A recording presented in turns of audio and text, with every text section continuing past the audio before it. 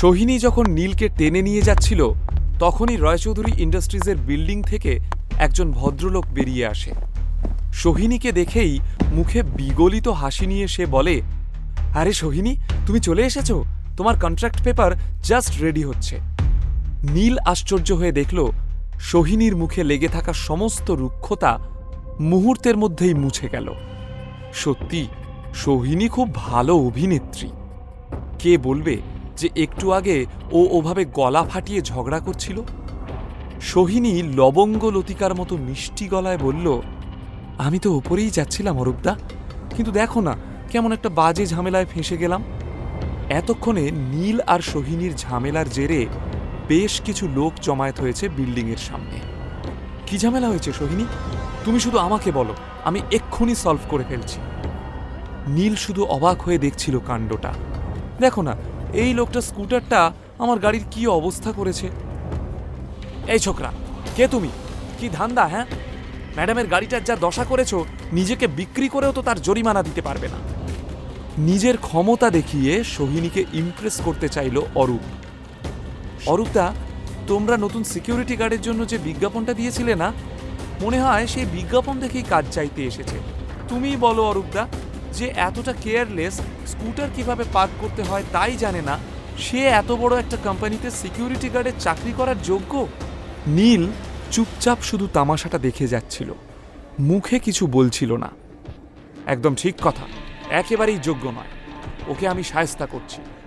তারপরই নীলকে ধমক দিয়ে অরূপ বলল, এই কি চাই? হ্যাঁ, কোনো চাকরি বাকরি হবে না, যাও ভাগো। আরে আচ্ছা, মুশকিল তো, দোষটা ওনার আর আপনি আমায় কথা শোনাচ্ছেন। আর ওনার তো সামান্য হেডলাইটই ভেঙেছে, আমার দেখুন তো পুরো স্কুটারটাই একদম থেতলে গেছে। উল্টে আমারই ক্ষতিপূরণ চাওয়া উচিত। দেখলে অরূপদা, দেখলে, এটাই ওর আসল ধান্দা। ক্ষতিপূরণের নামে টাকা আদায় করার ফন্দি আঁটছিল। সিকিউরিটি গার্ডে চাকরি করতে এসেছিলে না? Now you are fired. ভালোই ভালোই চলে যাও বলছি, না হলে কিন্তু আমি তোমায় জেলের ঘানি টানাবো। এক্ষুনি একে ঘাড় ধাক্কা দিয়ে বের করে দাও, যেন অফিসের ত্রিসীমানায় না দেখি। আমার গায়ে কেউ যদি হাত দেয় তাহলে কিন্তু আমি নিজেই পুলিশ ডাকবো। নীলের কথায় গার্ড সহ অরূপ এবং সোহিনীও ভ্যাবাচাকা খেয়ে গেল। নীল লোকটার গলায় ঝোলানো আই কার্ড দেখে ওর নামটা পড়ল, অরূপ ঘোষ দস্তিদার, ডেপুটি HR। নীল ভেবে পায় না সে হাসবে না কাঁদবে। যার নিজেরই কাউকে ছাঁটাই করার অধিকার নেই, সে কিনা রাস্তায় দাঁড়িয়ে এত ডায়লগ দিচ্ছে। রায়চৌধুরীদের কোম্পানিতে এমন সব লোক রয়েছে বলেই কোম্পানিটা রসাতলে যেতে বসেছে। আপনি নিজের ডেজিগনেশনের বাইরে গিয়ে কথা বলছেন। কোনো এমপ্লয়িকে রাখা বা ছাঁটাই করার কোনো অধিকার আপনার নেই। কথাটা শুনে কয়েক মুহূর্তের জন্য স্তব্ধ হয়ে গেল অরূপ। একজন ডেপুটি HR কখনোই কাউকে নিয়োগ বা ছাঁটাই করতে পারে না, কিন্তু নীলের যে সেই জ্ঞানটা থাকতে পারে সেটা অরূপ বুঝতে পারেনি। তবে সোহিনীর সামনে এভাবে অপদস্থ হলে চলবে না। এই ছোকরা, তুই আমায় অধিকার শেখাবি? হ্যাঁ, দাঁড়া, আজ তোকে মজা দেখাচ্ছি। আশেপাশের লোকেদের কাছে নাটক একদম জমে উঠেছে, যেন সিনেমার ক্লাইম্যাক্স দৃশ্য। অরূপ প্রবল আক্রোশে হন্তদন্ত হয়ে অফিসের ভিতর চলে গেল।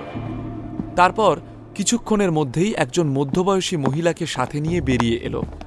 সোহিনী কাঁদো কাঁদো হয়ে ছুটে গেল। কামা, কামা, দেখো না আমার নতুন গাড়িটার কি অবস্থা করেছে। এ তোমাদের কেমন নতুন সিকিউরিটি গার্ড? এই ভদ্রমহিলা সম্পর্কে সোহিনীর কাকিমা। সোহিনী যে আজ রায়চৌধুরীদের সাথে চুক্তি স্বাক্ষর করতে এসেছে সেটা সম্ভব হয়েছে ওর কাকিমার ব্যাকিংয়ে। এখন নীলের কাছে ব্যাপারটা জলের মতো পরিষ্কার হয়ে গেল। তবে সোহিনীর এতটা বাড়াবাড়ি দেখেও ওকে কিছু বলল না নীল। সে শুধু মানুষ চোখে কল্পনা করল, এত কিছুর পর সোহিনী যখন নতুন সিইওর সঙ্গে চুক্তি স্বাক্ষর করবে তখন নীলকে দেখে ওর অভিব্যক্তিটা ঠিক কি হবে। ভদ্রমহিলার গলায় আইডি কার্ডের দিকে আট চোখে তাকিয়ে নীল দেখল ওনার নাম Nayanika, HR of the company. স্থির চোখে নীলের দিকে তাকিয়ে থেকে নয়নিকা বললেন, দেখো, তোমাকে চাকরিতে রাখার কোনো প্রশ্নই ওঠে না, আর আমার মনেও পড়ছে না তোমায় আমি আদৌ চাকরিতে রেখেছি কিনা। কাজ শুরুর আগেই এত গন্ডগোল, পরে না জানি কি হবে। আমি ঝামেলা বাড়াতে চাই না, তুমি এবার এসো, না হয় আমাকে অ্যাকশন নিতে হবে। তা বেশ তো, যা অ্যাকশন নিতে মন চায় নিন। এই, তোরা ওকে বেঁধে রাখ, আমি পুলিশে খবর দিচ্ছি। পুলিশ এলেই ঠেলা বুঝবে, তখন কেঁদে কুল পাবে না।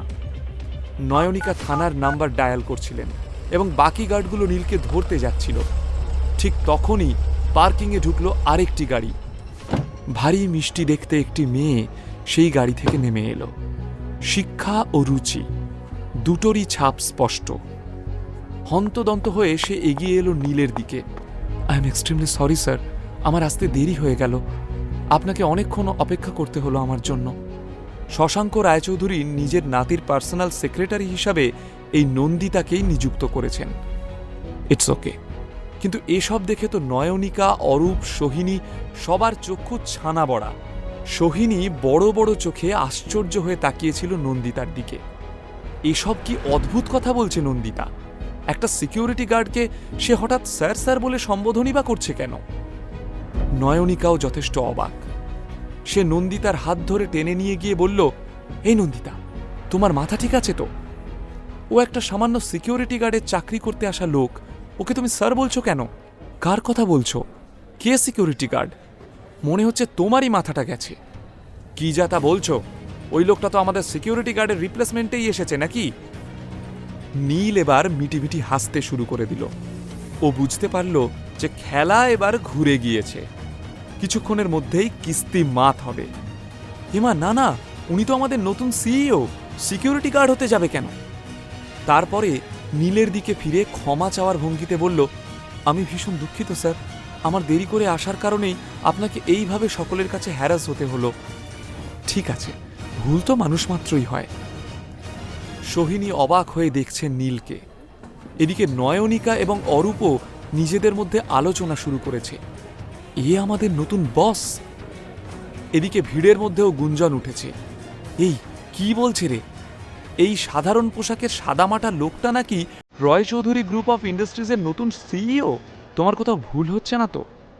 নন্দিতা কনফিডেন্টলি নিজের হাতের ফাইলটা খুলে নয়নিকার দিকে এগিয়ে দিয়ে বলল, তোমরা না হয় নিজের চোখেই দেখে নাও, এটা আমাদের নতুন সিইওর ফাইল। শশাঙ্ক স্যার আমাকে নিজে হাতে হ্যান্ডওভার করেছিলেন। আমাদের নতুন সিইও স্যারের ফটোগ্রাফও রয়েছে। এবার আশা করি তোমাদের বুঝতে কোনো অসুবিধা হচ্ছে না যে ইনিই আমাদের নতুন সিইও। নয়নিকার ঠিক পিছনে দাঁড়িয়েছিল সোহিনী। ছবিটা দেখেই চমকে উঠল সে। বিড়বিড় করে বলল, অবিকল নীলের মতো দেখতে। ম্যাডাম, আমি তাও বলবো আপনার কিছু ভুল হচ্ছে। আমি মানছি ছবির সাথে এর চেহারার অনেক মিল আছে, কিন্তু এই সিকিউরিটি গার্ডের নাম নীল। ও আমার সাথে একই কলেজে পড়েছে, ওকে আমি বহু বছর ধরে চিনি। নয়নিকা, সোহিনী, অরূপের মুখে জিজ্ঞাসা। এবার যদি এই মারাত্মক ভুলটা ঠিক করে নেয় নন্দিতা। নীল তাকিয়েছিল সোহিনীর দিকে। সত্যি কতই না চেষ্টা করছে মেয়েটি, শুধুমাত্র আমায় ছোট করবে বলে এত প্রচেষ্টা। ইয়েস ম্যাডাম, আপনি একদম সঠিক নামটাই বললেন। আমাদের নতুন সিইওর নাম নীল রায়চৌধুরী। কথাটা শোনার সঙ্গে সঙ্গে নয়নিকা আর সোহিনী প্রায় একসঙ্গে ঝুঁকে পড়ল ফাইলের উপর। ফাইলে নতুন সিইওর নামের জায়গায় পরিষ্কারভাবে বড় বড় অক্ষরে লেখা রয়েছে নীল রায়চৌধুরী। সেটা দেখে সোহিনীর পায়ের তলার মাটি কেঁপে উঠল।